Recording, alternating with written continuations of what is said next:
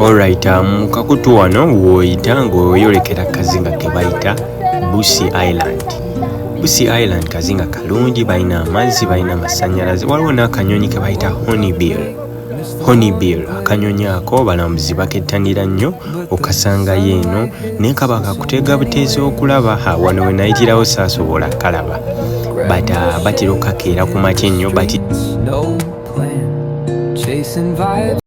So hornbill zino zinabadde nkugambako wano e Uganda tusinga zilengera in the Buusi Island. Waliwo akatemerera awo bw'oba ku Lake Victoria, era at this point in time nali neetegeka just to try and see whether I can see some. Banyambibwako bano ba fishermen babeerawo awo, they transport you through n'olaba.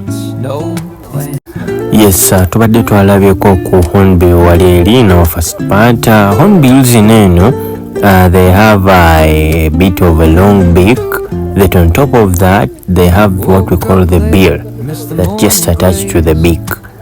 Ziri mu species ez'enjawulo, tusobola ziri mu Africa, ziri mu Sub-Saharan Africa, Asia, Indonesia nazo gye ziri nyingi, so it's kind of a bit interesting. They feeding on the insects, they're good birds to